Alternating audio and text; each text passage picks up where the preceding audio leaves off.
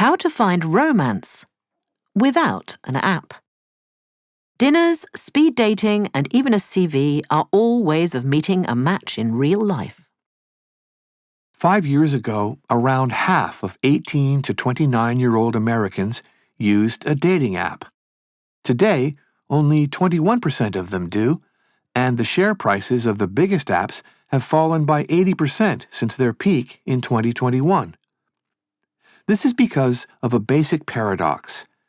Their theoretical purpose and their business model are in direct conflict. Every new couple that forms is a loss of 2 users for an app. That reduces the money it makes by selling data about those 2 people. So, the algorithm is principally designed to keep you on the app, not find you love.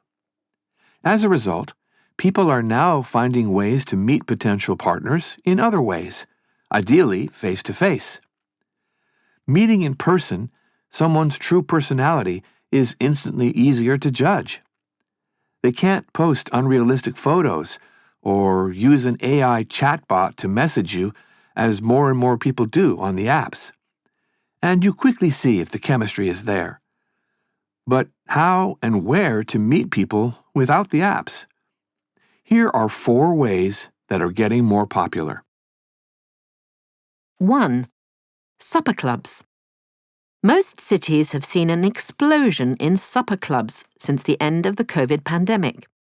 A supper club could be anything from a dozen strangers meeting for dinner in someone's home to 200 singles gathering in a restaurant that has been privatized for the evening by the organizers.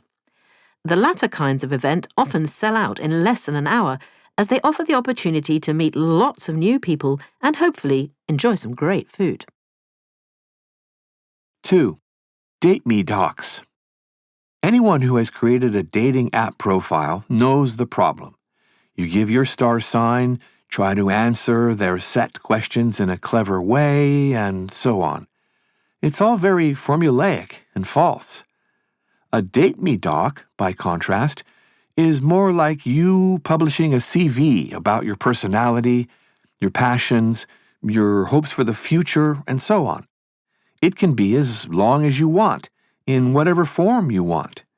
It can be written by you, or, if you prefer, by someone who knows you well. You then post it, either openly on a site like Twitter, X, or some smaller online community, or just among your friends. The result, free of control by the dating app's algorithms, can be much more effective. 3. Speed dating. This one existed long before the dating apps and has now made a comeback. The concept is simple.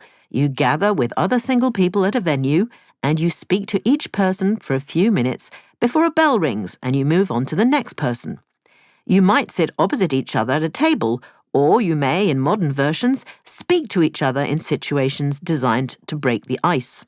In California, for example, there is a trend for speed dating where couples sit in an ice-cold bath together. The rise in popularity of speed dating events last year was so big that even the dating apps have started organizing them.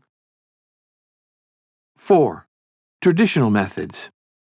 Ultimately, though, the best way of meeting people is the way that people used to meet each other in the past, through activities you are passionate about, a sport or a hobby, for example, or through friends. There are 2 advantages to a blind date set up by friends. First, you are more likely to have other things in common if you have a shared friend. And secondly, there is no deception about who you are or ghosting the other person. So, the date is more civilized and natural, which is surely a good place to start.